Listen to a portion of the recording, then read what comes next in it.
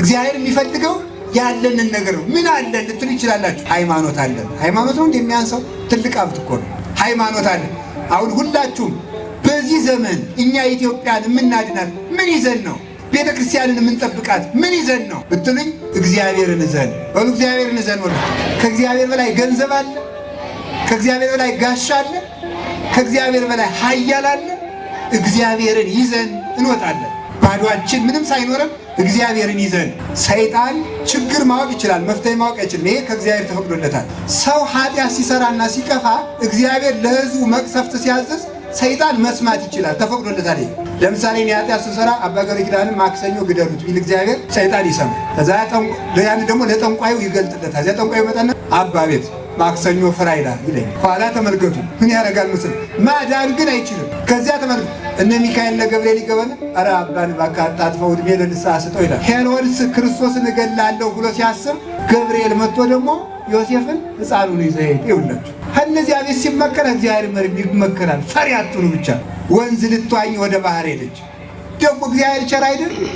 የእሷን ማህፀን ደግሞ ዘግቶት ነበር፣ መካን ነበረች። እንኳን መከነች በእውነቱ እሷስ። ምክንያቱም ባትወልድ ልጅ ቢኖራት ኑሮ ሙሴን ባህር ስታገኘው አንቃ ትጥለው ነበር እንጂ የሰው ልጅ አትወስድም ነበር። መካን ስለሆነች ኧረ ልጅስን ወስጄ ላሳድገው አለች። ተመስገን ሙሴን ታቅፋ ወሰደችው። ታዲያ እኔ ጡት የለኝ ማን ያጠባልኛል? የሙሴ እህት ሌላ ሰው መስሏ አዲስ ነገር ሲከሰት ክብብ እንደሚል ሰው እሷም አብራ ክብብ ብላ ነበረ።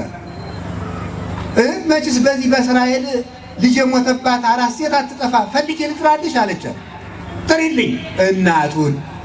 እናቱን ጠራችለት። ከነናቱ ሙሴ ቤተ መንግስት ገባ። ከዚያ በኋላ የፈርዖንን እንጀራ ግጥም አድርጎ እየበላ የፈርዖንን ስጋ እየበላ የፈርዖን ጠጅ እየጠጣ ለፈርዖን ገዳይነት አደገ። የፈርዖን ጠላት በፈርዖን ቤተ መንግስት አደገ። የእስራኤል ነፃ አውጪ በቤተ መንግስት በጠላቶቻቸው ቤተ መንግስት ያድግ ነበረ። እግዚአብሔር ከየት ሰው እንደሚያስነሳ አይታወቅም፣ ሰዎችም አያውቁትም። ከዚያ በኋላ ይህ ሰው በዚህ አደገና ተመልከቱ፣ ሙሴ ክንደ ብርቱ ነው። እናቱም ሶስት ነገር እየነገረች አሳድገዋለች። የሀገር ፍቅር ትነግረው ነበር፣ የወገን ፍቅር ትነግረው ነበረ፣ የሃይማኖት ፍቅር ትነግረው ነበረ። የሀገር ፍቅር እዚህ ተመቸኝ ብለህ ሀገርህን እንዳትረሳ፣ ሆዳም እንዳትሆን። ሀገርህ ያቺ ድርቅ መጥቷት ጥለናት የመጣናት እስራኤል ናት። አሁን ተመቸኝ ብለህ ሹመት ይሰጡኛል ብለህ ዘመን ሰጥቷቸዋል መስለህ ወገኖች እነዚህ ጠማሞች እንዳይመስሉ፣ ያንተ ወገኖች እነዚህ የተጨቆኑት ህዝቦች ናቸው። ሆዴን ተመቸኝ በላው ጠጣው ብለህ እነዚህ ጣዖታት አማልክትህ እንዳይመስሉ፣ አምላክህ እግዚአብሔር ነው እያለች አንተ የአብርሃም ዘር ነህ እያለች አሳደገችው። የሀገሩን ፍቅር፣ የወገኖቹን ፍቅር፣ የሃይማኖቱን ፍቅር ይዞ አደገ። ከዕለታት አንድ ቀን ሙሴ ሲንቀሳቀስ ግብፃዊው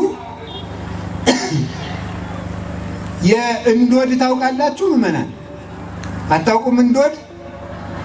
እንዶድ የልብስ ማጠቢያ ቅጠል ነው። ገበሬው አሁን እንግዲህ ዛሬስ ገበሬውም እንደምንም ተበድሮ ሳሙና ያጣል። ድሮ በእንዶድ ነበር የሚታጠብ። እኔም አጥቤበታለሁ። እና በእንዶድ ነው ገጠር ጋቢ የሚታጠበው ማለት ነው። ተቆጥቦ ነው ለዚያው።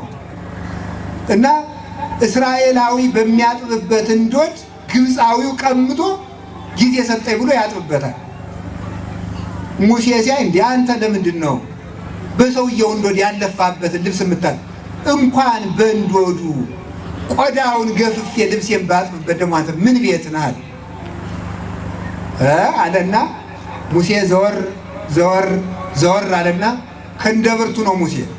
አንገቱን እንቅ አድርጎ ያንን ግብፃዊ ፈጨው፣ ካሻዋ ደፍኖት ሄደ። ኋላ ደግሞ በሌላ ቀን ደግሞ ሄደና እስራኤላውያን እርስ በርስ ሲጣሉ አገኛቸው። እናንተማ ወንድማማቾች አይደላችሁ? ደግሞ እናንተም ትጣላላችሁ አለ። ምን አገባ ደግሞ እኮ ሰው እኮ ጥጋቡ እናንተ ምን አገባ አንተ? ወይስ ደግሞ ትናንትና ግብፃዊ እንደገደልከው እኔንም ልገለኝ ነው አለ። ይሄ ነገር ተሰምቷል እንዲህ አለ ሙሴ። ይሄ ነገር ተሰምቷል ለካ ማን ተናግሮ ነው ቢሉ ይላሉ አባቱ አመስጋይ ያማሳኝ እንዲሉ ትናንት እኮ ሙሴ ባይኖር እኮ ያ ሰውዬ ገድሎኝ ነበር ብሎ አውግቶ ያ ሰውዬ ችግር እኮ ነው እኮ አሁን እኛንም የፈታን ወሬ እኮ ነው ማለት ገና አንዲት እቅድ ከመታቀዳችን በኢንተርኔት ከዚህ በኋላ ኢትዮጵያን ነፃ ለማውጣት እንዲህ አይነት እቅድ አቅደናል። በፌስቡክ ሰይጣን አቅዳቸዋል ጥሩ ነው ብሎ በሶስተኛው ቀን ያፈርሰዋል። ሌላ እቅድ ደግሞ ያሳቅዳል። ትክክለኛ ሰው ዝም ብሎ ነው የሚሰራ፣ ወሬ አያወራም። ስራውን ሲጨርስ ነው የሚናገረው።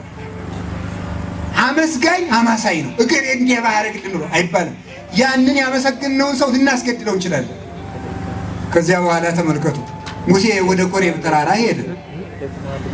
በዚያ በኮሬብ ተራራ ሄዶ ሙሴ እግዚአብሔር ከቁጥቋጦ ጋር በቁጥቋጦ ላይ እሳት እየነደደበት እሳቱ ቁጥቋጦውን ሳይበላው ኦሪት ዘጸአት ምዕራፍ 3 ላይ እሳቱ ቁጥቋጦውን ሳይበላው ቁጥቋጦው እሳቱን ሳያጠፋው አየ። እግዚአብሔርም ምን አለው? ሙሴ የሕዝቤን ጩኸት ሰምቻለሁና ሂድና ሕዝቤን ከግብፅ ባርነት አውጣልኝ አለ። ምን ይዤን እምሄዳል? ማን ላከኝ ብዬ ልሄድ? እግዚአብሔር ላከኝ ብለህ ሂድ። ምን ይዤ ልሂድ? ምን ትውስተ እዴከ በእጅ ምን ይዘሃል አለው። ኦሪት ዘጸአት ምዕራፍ 4 ላይ ሙሴ በእጅ ምን ይዘሃል አለው። እንጨት አለ። እሷን በትር ይዘህ ሄዳል። አሁን አያችሁ እግዚአብሔር የሌለንን ነገር አይጠይቅም፣ ያለንን ነገር ነው የሚጠይቀው። ፈርዖንን ለመግጠም እንዲህ ያለ መሳሪያ ግዛ፣ እንዲህ ያለ ሰይፍ ግዛ አላለው። እጅ ላይ ያዝከው ምንድን ነው? እንጨት። በቃ እሱን ይዘህ ሄዳል። እግዚአብሔር የሚፈልገው ያለንን ነገር ነው። ምን አለን ልትሉ ይችላላችሁ። ቢያንስ ሃይማኖት አለን። ሃይማኖት ነው እንደሚያንሰው ትልቅ ሀብት እኮ ነው። ሃይማኖት አለን። አሁን ሁላችሁም በዚህ ዘመን እኛ ኢትዮጵያን የምናድናት ምን ይዘን ነው? ቤተ ክርስቲያንን የምንጠብቃት ምን ይዘን ነው ብትሉኝ፣ እግዚአብሔርን ይዘን በሉ። እግዚአብሔርን ይዘን በሉ። ከእግዚአብሔር በላይ ገንዘብ አለ? ከእግዚአብሔር በላይ ጋሻ አለ? ከእግዚአብሔር በላይ ኃያል አለ? እግዚአብሔርን ይዘን እንወጣለን። ባዶአችን ምንም ሳይኖረን እግዚአብሔርን ይዘን። ጎልያድ እኮ ወደ ዳዊት ሲሄድበት ምንድን ነው ያለ?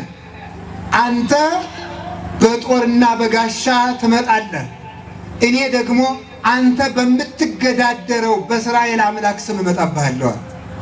በጠጠር አሸነፈው። ከዚያ በኋላ ምን ሆነ? ወደ ሙሴ ልመልሳችሁና በትርን ይዘዳል። በትሩን ሙሴ መታው። ሕዝቤን ልቀቅ ብለዋል እግዚአብሔር አለው። ቀጥታ ሂዶ ፈርዖን እግዚአብሔር ሕዝቤን ልቀቅ ብለዋል አለው ሙሴ። ዛሬም ፈርዖን ካለ እኔም እየተናገርኩ ነው እንዳቅሜ ማለት ነው። ካለ ነው እንግዲህ ካለ ፈርዖን እግዚአብሔር ሕዝቤን ልቀቅ ብለዋል አለው። ተመልከቱ የፈርዖን መልስ ደግሞ መኑ ውእቱ እግዚአብሔር ከመ እስሞ። ለመሆኑ እግዚአብሔር ማን ነው? አያ ማን ነው ደግሞ እግዚአብሔር አለ። ዛሬም እግዚአብሔር ማን ነው እያሉ በቤተ ክርስቲያን የሚሳለቁ ፈርዖኖች አሉ። እግዚአብሔር ማን ነው የምሰማው? ለመሆኑ ቤተ ክርስቲያን ማን ናት? ምንድን ናት ብለው የሚንቁ እግዚአብሔር ማን መሆኑን በኋላ ያሳየዋል። እግዚአብሔር እንዲህ ያደርጋል አለና በትሩን ሲመታት የሙሴ በትር እባብ ሆነች። ይህንንማ የኔ ጠንቋዮች ያደረጉት የለ ብሎ ጠንቋዮችን ጠራ። ጠንቋዮችን ሲጠራቸው እነሱም በትራቸውን ሲመቱት እባብ ሆነ። ከዛ ሙሴ የራሱን በትር መልሶ እባብ የሆነችው በትር አደረጋት። እንዲያውም ምን እንደሆነ ታውቃላችሁ? ጠንቋዮች የፈርዖን ጠንቋዮች መጡና ምን አደረጉ? እባብ አደረጉ የራሳቸውን በትር። እኛ ምን እናደርጋለን ብለው የሙሴ በትር እባብ አይደለች? ሄደችና የእነሱን በትር ልቅም ልቅም አድርጋ በላቻቸው። ከዚያ በኋላ ደግሞ መልሶ ሙሴ የራሱን በትር አደረጋት። እነሱ አቃታቸው። ስለምን ያደርጋሉ መሰላችሁ? የዚህ ዘመን ጠንቋዮች ችግር መፍጠር ይችላሉ፣ መፍትሄ ግን ያሉት እንደዚያ ናቸው ብሎት ነው። የዚህ ዘመን ባይታውያን ሁሉ የሚያብድም ካለ ማበድ ይችላል። የዚህ ዘመን ባይታውም እንደዚያ ናቸው። ችግር ነው የሚፈጥሩ እንጂ መፍትሄ አይፈጥሩም። ምን አይነት ችግር ነው የሚፈጥሩ? ሁልጊዜ የነሱ ጥገኛ እንድንሆን የሚያደርጉ ያለ እነሱ እንዳይሳካል።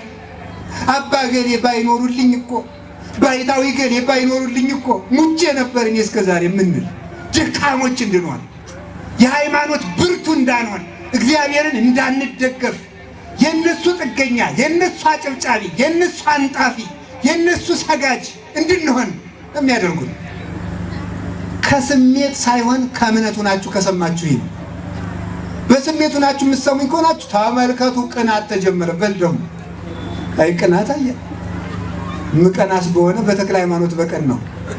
በአቡነ ገብረ መንፈስ ቅዱስ አልቀናም እንዴ? ከሆነ በዮሐንስ አፈወርቅ በቄርሎስ አልቀናም እንዴ? ሰው ላጨበጨበለት ሰው ነው እንዴ ምቀናው? ልብ ብላችሁ ከሰማችሁ እንደዚያ ነው። ችግር ይነግሯችኋል። እዩዋቸው። ብዙ ሰዎችን በየቴሌቪዥኑ ስትሰማቸው ምን እንደሚለው ስራውን ስትገባ ሚስት ጋር ጠበኛ ይልሃል። አዎ። ገንዘብ አልበረከትልህ ብሏል። አዎ። ቢሮ ውስጥ ከባልደረቦች ጋር ትጣላል። አዎ። ችግር ነው የሚዘረዝሩት ማለት ደግሞ የሁላችሁ ተመልከቱ። በደንብ ስሙኝ። እማምላክን የሰይጣንን ተንኮል እንዴት እንደሆነ ማወቅ አለባችሁ። ሰይጣን ምን እንደሚያደርግ ታውቃላችሁ? አንተ ሰይጣን ውጣው እያለሁ ሲለው ምን ያደርጋል መሰለህ? ይወጣል። ምንም ችግር የለበትም ሰይጣን። ወደ ባሰ ችግር እየወሰደው እንደሆነ ስለሚያውቅ ማለት ነው። ጥሎት ይወጣና ከዚያ ምንድን ነው መሰላችሁ የሚያደርገው? ሲወጣ ምን ያደርገው? እሰይ እግር ያዳነኝ ይላል። በሌላ ቀን ኩላሊቱን ለቀም፣ መልሶ ደግሞ እዚያ ወገኔ፣ መልሶ ደግሞ ጨጓራውን ለቀም። እዩልኝ። ሰው የተከተሉ ሰዎች ምንጊዜም የእነዚያ ሰዎች ጥገኛ ናቸው። በእግዚአብሔር ግን ነፃነት እንጂ ባርነት የለም ሁልጊዜ ማለት ነው። ይህንን የሚያደርጉት በነገራችሁ ላይ የእግዚአብሔር ቤተሰቦች ሰይጣን ችግር ማወቅ ይችላል፣ መፍትሄ ማወቅ አይችልም። ይሄ ከእግዚአብሔር ተፈቅዶለታል። ሰው ኃጢአት ሲሰራና ሲቀፋ እግዚአብሔር ለሕዝቡ መቅሰፍት ሲያዝዝ ሰይጣን መስማት ይችላል፣ ተፈቅዶለታል። ይሄ ለምሳሌ እኔ ኃጢአት ስሰራ አባ ገብረ ኪዳንን ማክሰኞ ግደሉት ቢል እግዚአብሔር ሰይጣን ይሰማል። ከዛ ያን ደግሞ ለጠንቋዩ ይገልጥለታል። እዚያ ጠንቋዩ መጣና አባ ቤት ማክሰኞ ፍራይዳ ይለኛል። ኋላ ተመልከቱ ምን ያደርጋል ምስል ማዳን ግን አይችልም። ከዚያ ተመልከቱ እነ ሚካኤል ለገብርኤል ይገባና ኧረ አባን እባክህ አታጥፈው ዕድሜ ለንስሐ ስጠው ይላል ሲሉ እኔ ዘዋላ ሐሙስም ሳልሞት እንግዲህ በ10 መቅሰፍት ሁሉ ገሰጸው አልሰማም። 10ኛው መቅሰፍት ግን እግዚአብሔር መጨረሻ ላይ የሚሰማው ሲያጣ ምን ያደረገ? አይ ዝንብ ሲመጣ እናንተ እኔ ራሱ እዚህ ውስጥ የተሰበሰብነው እናንተንም እኔንም ጨምሮ ግብፃውያንን የምንመስል ይመስለኛል። ለምሳሌ ምን ያደርገ? እግዚአብሔር ለፈርዖን ቅማል ያመጣበታል። ከዙፋኑ ላይ ቅማል፣ ከመሶቡ ላይ ቅማል፣ ከንጉሱ ካፉ ላይ ቅማል እንዲህ አለ አመጣበት። ኧረ እባካችሁ እኔ እለቃችኋለሁ ብቻዬን ቅማል አስወግዱልኝ። ቅማሉ ሄደ።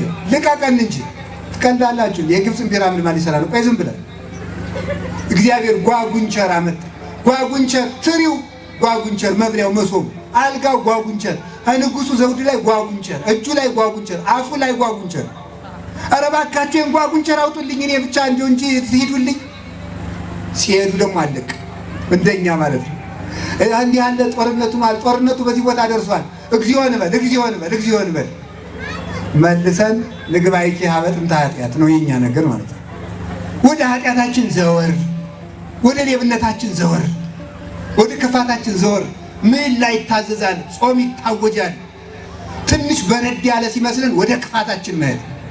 ግብፃዊነት ማለት ይሄ ነው፣ ጨለማዊነት ማለት። ከዚህ አስተመልከቱ ያልተባለ ተናካሽ ዝንብ አመጣ እግዚአብሔር፣ በዚህም አልተመለሰም። ንጉሱን ከዙፋኑ የሚነክስ ዝንብ አመጣ እግዚአብሔር። አረ ይሄ ዝንብ ይወገድ እንጂ እኔ ችግር የለም። አሁንም አልሆነም። የግብፃውያን ውሃ ደም ሆነ። አሁንም ደግሞ ውሃው ደም ሆነ። በዚህም አረም መጨረሻ ላይ እግዚአብሔር አይ እንግዲህ ያለ ሞት እነዚህ ሰዎች አይሰሉም አለና ሞት አመጣ። እኛንም እኮ እግዚአብሔር ስንት ማስጠንቀቂያ ሰጥቶን ነው መጨረሻ ላይ መስማት ስላቃተን ሞት የበዛብን። አሁን መጨረሻ ላይ የግብፃውያንን የበኩር ልጅ ገላለሁ ብሎ እግዚአብሔር እስራኤልን አስቀድሞ አስጠነቀቃቸው። ምን ብሎ? በግ ግዙ፣ ያንን በግ በምሽት እረዱት። ያንን በግ በምሽት እርዱና ተሰብስባችሁ ብሉ። ይሄንን በግ ራሳችሁ ላይ ቆብ ደፍታችሁ፣ እግራችሁ ላይ ጫማ አድርጋችሁ፣ ምርኩዝ ብትር ይዛችሁ፣ እንደገና ደግሞ ስትበሉ ሐሞት ነስንሳችሁ ያንን ብሉ። አጥንቱን እንዳትሰብሩ ተጠንቀቁ። ብሉና ከናንተ የተረፈውን በእሳት አቃጥላችሁ ትደሩ። ከናንተ ጋር ባሪያ አብሏችሁ እንዳይበላ ተጠንቀቁ። ስትበሉ በጣም እጅጉን እየተቻኮላችሁ ብሉት። ያንን ብሉና ደሙን ከበሩ ላይ እርጩት። ያንን ደም እያየ ሞት ይሸሽላችኋል። ደሙ ያልተረጨውን ሕዝብ ግን ይገላል። እስራኤል በድብቅ እንዲህ አድርገው መከሩ። እንዲህ ጠላቶቻችን ክፉ ሲመክሩ ለእኛ መልካምን የሚያስመክር እግዚአብሔር የተመሰገነ ይሁን። እውነቴን ነው። ፈርዖን ልብ ብላችሁ ስሙ። ሄሮድስ ክርስቶስን እገላለሁ ብሎ ሲያስብ ገብርኤል መጥቶ ደግሞ ዮሴፍን ሕፃኑን ይዘህ ሄድ። ይውላችሁ ከእነዚያ ቤት ሲመከር እግዚአብሔር መሪ ይመከራል። ፈሪ አትሁኑ ብቻ። እግዚአብሔር ቤት እንኳን እግዚአብሔር እኮ ፍየልም እንደዚህ አለች አሉ። የፍየል ልጅና የቀበሮ ልጅ አብረው ይውላሉ ይባላል። እና የቀበሮ ልጅ ከማን ጋር ውለሽ መጣች ትላታለች እናቷ። ከፍየል ልጅ ጋር። ሞኝ አፈር ያብላሽ፣ ለራት የምትሆነንን አንቀሽ አታመጫትም ነበር አለቻት። የበግ ልጅ ደግሞ ዛሬ ማን ጋር ውለሽ መጣች? ከፍየል ልጅ ጋር። አፈር ቢና ደግሞ ትብላሽ፣ ነገ እንዳትገናኝ። የቀበሮ እናት ናት። በይ ደግሞ ለነገ ለራታችን ይዘሽ ልትመጪ። በበነገው የቀበሮ ልጅ የሆዷን በሆዷ አድርጋ የፍየል ልጅ አቤት ደህና አደርሽ አለቻት። እግዚአብሔር ይመስገን ብላ ይሆናል ነው መቼም አይደል? ከዚያሳ ነይ እንጫወት አለች። ከእናንተ ቤት የተመከረው እኛም ቤት ተመክሯል አለቻት ይባላል። እውነቱ ማለት ነው። አንቺ የአንቺ እናት ይዘሽ ነይ እንዳለች የኔ እናት ደግሞ እንዳትበላሽ ብላኛለች። እርግጠኛ ሁናችሁ በዚህ በእግዚአብሔር መመካት የሚገባ ልጅ። ሰዎች እንደሚመክሩ ሁሉ እንደሚዶልቱ ለኛ ጥሩ ጠሩ ነገር እየተናገሩ ለኛ ክፉ እንደሚመክሩ እግዚአብሔር ደግሞ ለኛ መልካም ይመክራል። ሄሮድስን ሰይጣን ሲያስመክረው ዮሴፍን እግዚአብሔር ያስመክረዋል። ለሄሮድስ ሰይጣን ሲገለጥለት ለዮሴፍ ገብርኤል ይገለጣል። ለክፉ ባለስልጣናት ዲያብሎስ ከተገለጠላቸው ለኛ ገብርኤል እንደሚገለጥ ማወቅ አለባቸው። ከዚያ በኋላ እንግዲህ ተመልከቱ፣ በእስራኤል እየተመከረ በግብፅ አንሰዳቸውም ተመከረ። በእስራኤል ደግሞ እግዚአብሔር አወጣቸዋለሁ ብሎ መከረ። ማን እንደሚያሸንፍኒ ሌሊት መጣና ሞት መጥቶ ደም ያልተቀባውን የበጉ ደም ያልተቀባውን ቤት እየመረጠ የበኩር ልጇቸውን እያነቀ የእስራኤልን ሰው በሙሉ ጨርሶ አደረ። እስራኤል ግን የበጉን ደም ስለበሉ በበጉ ደም ስለታተሙ ከቤታቸው ሞት ርቆላቸው አደረ። ፈርዖንም ውጡልኝ አላቸው። ወጡ። ምን በልተው? በግ በልተው። ከዚያ ወጡ። ሲወጡ እንደገና ደግሞ ከባህር ላይ ሲደርሱ ፈርዖን ተከተላቸው ሰራዊቱን ይዞ። ፈርዖን እድሜ የሌለው ነው። ትናንትና ለቆ ዛሬ ይከተላል። ምን ማለት እንደሆነ ነግራቸዋለሁ። ባህሩ ላይ ሲደርስ ምን አደረጉ? ምን ላድርግ ጌታዬ ሲል፣ አይ ሙሴ በበትር በዚያች ምን ይዘሃል አላልኩህም አለው። አዎ በዚያች በያዝካት ብትር ቀድሞ የፈርዖንን እባብ የበላችልን ብትር በዚያች ባህሩ ምታው። ባህሩ ተከፈልላቸውና ተሻገሩ። ተሻገሩላቸው። ፈርዖን መጣ። ፈርዖን ሲመጣ ፈርዖን ጫፏ ላይ ሲገባም ዝም፣ መሀል ላይ ሲገባም ዝም፣ ተስተካክሎ ከነሰራዊቱ ሲገባ ሙሴ ባህሩን ምታው አለው። መታው። ፈርዖን ከነሰራዊቱ ሰጠመ። እስራኤል ተሻገሩ።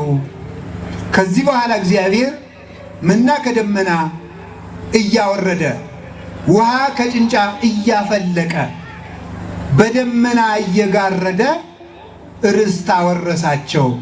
ስሙ ለዘላለም የተመሰገነ ይሁን።